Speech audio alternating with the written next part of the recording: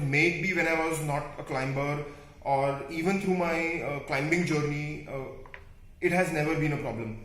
Because look, some food on the mountain is what? They feed us oatmeal in the morning. And making vegan oatmeal is super easy. You just mix oats with water and boil them and done. That's vegan oatmeal. And similarly, most of the food that you see on the mountain is very simple food, like most of the times roti, sabji, dal, rice.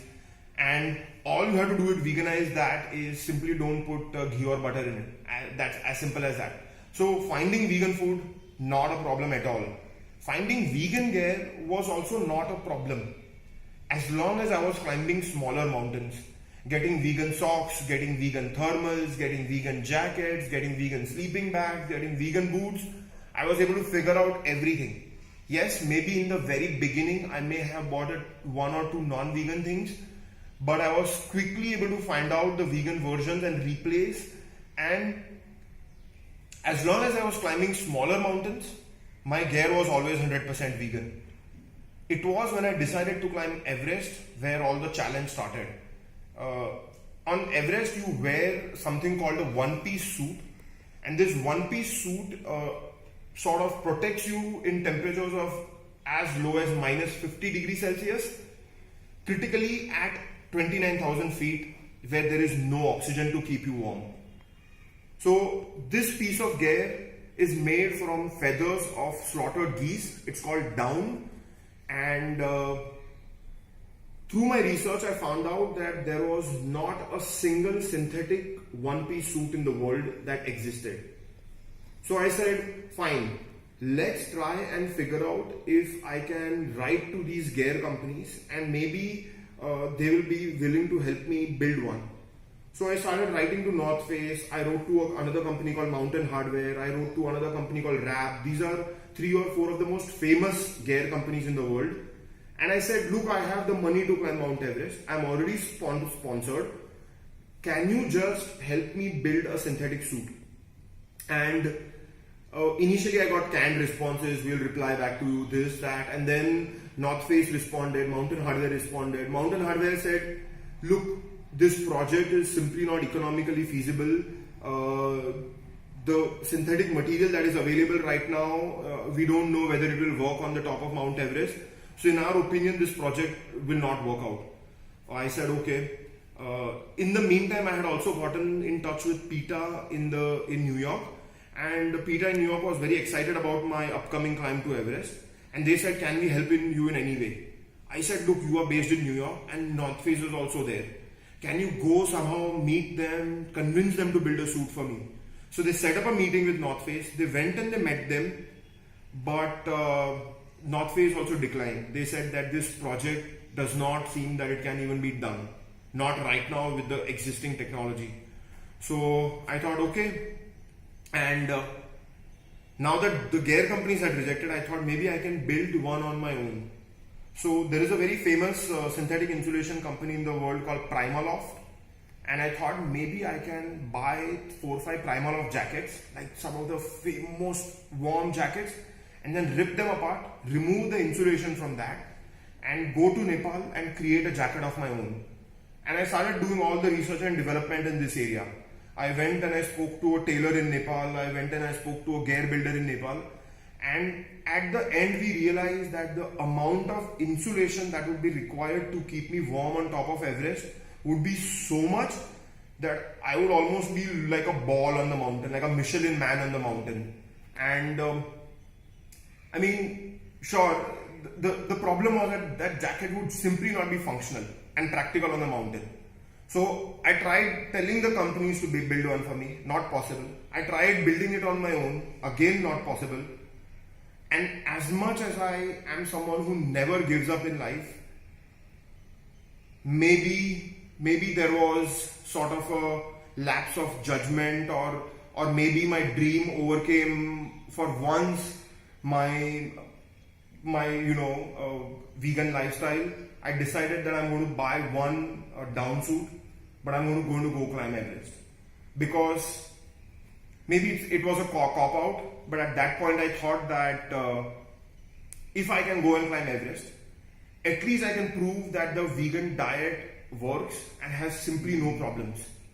Because if I can climb the tallest mountain in the world, a difficult and a challenging mountain, and someone like me can go climb it, then it would without doubt prove that, look, vegan diet has no issues. So I said, I'm going to do that. So I bought a down suit. I went in 2014. Unfortunately, 17 Sherpas died and my attempt was cancelled. I went back in 2015. Unfortunately, my attempt was cancelled again due to the earthquake where 21 people died at the base camp and 10,000 died in Nepal.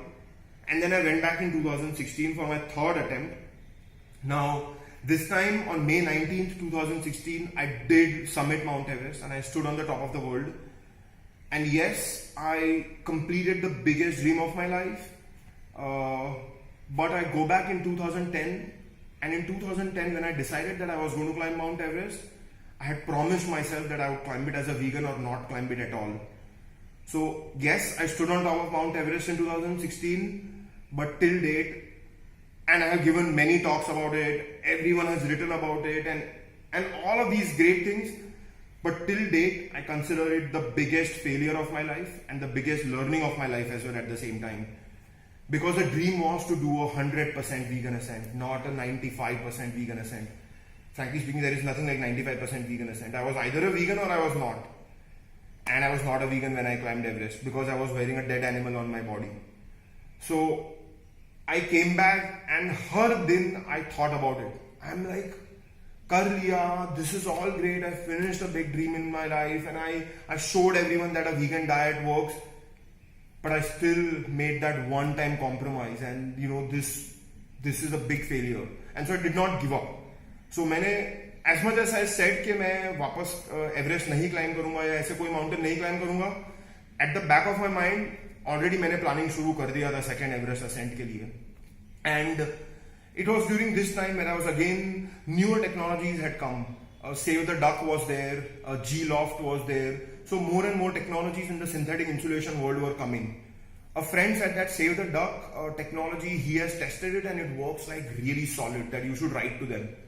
So I sent a Facebook message to the Save the Duck team, but just like previous times, I was not very hopeful. I thought they'll also come back and say, no, this is not possible. And then Save the Duck Chief Marketing Officer wrote back to me saying that they are very interested in the project and they would be more than happy to build a suit for me. So I'm like, wow, this is, first ray of hope in so many years that finally my project of 100% vegan ascent, I will actually finish it. So I got on a phone call with them and I described to them, this is how my existing suit works. This is how it looks. This is the kind of temperatures it has to sort of withstand, and the amount of insulation inside it, and what portions of, like for example on my back, on my torso, on these areas of my legs, not a lot of insulation is required. So we spoke about all of those things. And I told them, do you think you can do it? They said, give us some time, we will get back to you. Their chief designer looked at the whole project, and we were on a phone call again, and they said that they were 100% confident that their technology would work on top of Mount Everest and that they wanted to build a suit for me. So at this point I thought it made sense to take this suit and not go on Everest, because that would like almost be going on a suicide mission kind of a thing. As much as their technology, they were confident about the technology, a suit like that would be the very first synthetic suit of the world. It would have never been tested, not even at 5,000 meters. And so it did not make sense to risk it on Everest. Imagine if I went on Everest wearing that suit and for whatever reason that suit did not work and I got injured, or I lost fingers, or I lost my toes, or I died, then the headline in the world would be vegan dies due to his stupidity. Vegan goes on Everest wearing a vegan suit and dies. We are scrutinized far more than any other diet system or any other movement on this planet. And in 2016, a lady died climbing Everest who was a vegan. And if you go on Google, there are more than 1 lakh articles on this lady itself. I climbed Everest that year. I don't have 10 articles. But a lady who doesn't climb Everest but dies has 1 lakh articles. So you can imagine what would have happened if I had died on the mountain. So I thought that let's go on a different mountain, a slightly smaller mountain, test the suit, and if it works out really well on that mountain, then I know that it will work on Everest. So in 2018, I climbed Mount Lhotse, which is the fourth highest mountain of the world, and it's only 1,000 feet lower than Everest. And the suit was simply spectacular. It kept me warm and cozy in some of the most hostile conditions that I had ever faced in my entire mountaineering career. And when it kept me warm, I knew that this suit was going to work on Everest as well.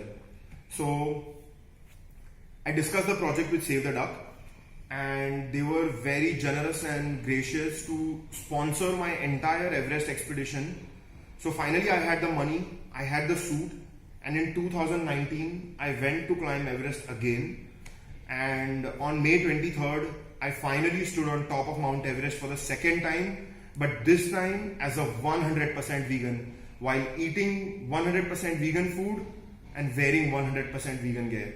And truly speaking, this is when my dream was actually complete. I conceived the dream in 2010, and in 2019 I finished my dream. And when I was on top, I did have a vegan flag in my hand. So yeah, I think it even though I enjoyed my summit in 2016 a lot more, I enjoyed the time on the top. But in the retrospect, 2019, 5 minutes on the top of Mount Everest were the best 5 minutes of my life, because I was able to summit as a 100% vegan and sort of tell the world that no animal needs to die for us to achieve the biggest dreams of our life.